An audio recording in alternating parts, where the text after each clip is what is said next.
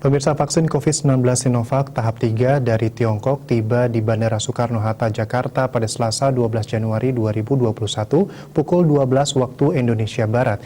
Bahan mentah vaksin tersebut akan dibawa ke PT Bio Farma untuk diproduksi. Sebanyak 15 juta dosis vaksin yang mendarat di Bandara Soekarno-Hatta masih dalam proses diturunkan dari pesawat. Ketua Satgas Penanganan COVID-19 Doni Monardo dan Menteri Agama Yakut Khalil Qumas juga tampak meninjau kedatangan vaksin tersebut.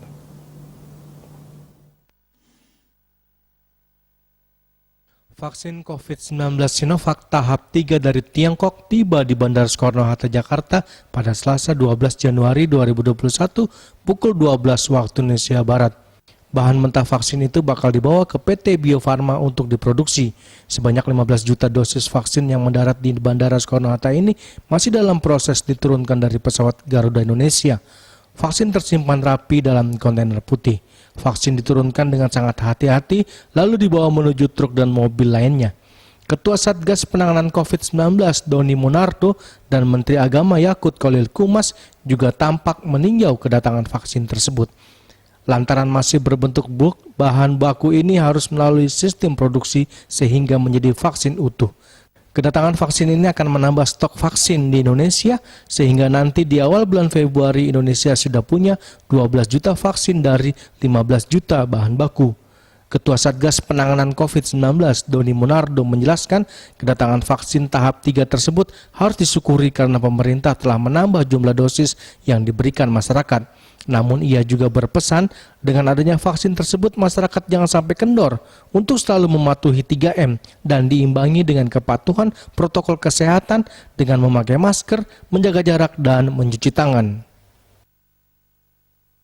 Unloading vaksin Sinovac yang baru saja tiba di tanah air dengan jumlah sebanyak 15 juta dosis. Tentunya kita harus bersyukur karena untuk tahap yang ketiga ini pemerintah telah mendatangkan vaksin untuk menambah jumlah vaksin yang nantinya akan diberikan kepada masyarakat.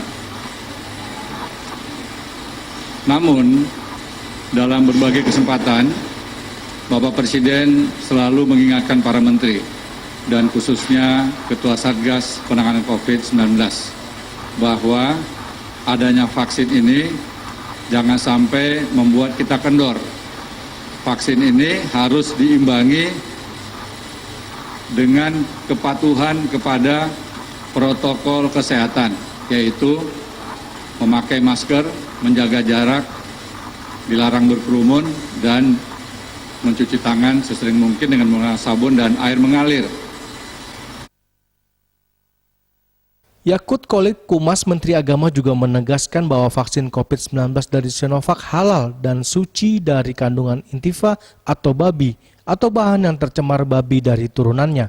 Ia juga menambahkan fasilitas produksi yang suci dan hanya digunakan oleh vaksin COVID-19, artinya vaksin ini boleh digunakan untuk seluruh umat selama terjamin keamanannya menurut ahli yang kredibel dan kompeten.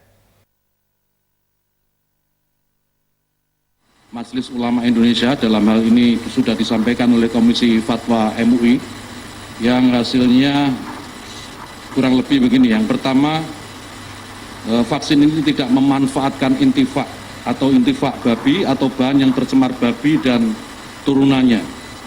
Yang kedua, tidak memanfaatkan bagian tubuh manusia atau juz minal insan. Yang ketiga, bersentuhan dengan najis mutawasitoh sehingga dihukumi mutanajis, tetapi sudah dilakukan penyucian secara syar'i atau tathir syar'i. Yang keempat, menggunakan fasilitas produksi yang suci dan hanya digunakan untuk produk vaksin COVID-19. Artinya vaksin ini boleh digunakan untuk seluruh umat Islam selama terjamin keamanannya menurut ahli yang kredibel dan kompeten. Kepada seluruh umat beragama, warga negara Republik Indonesia, warga bangsa ini, saya mengingatkan bahwa semua agama tanpa terkecuali mengajarkan kita untuk saling melindungi, satu di antara yang lain.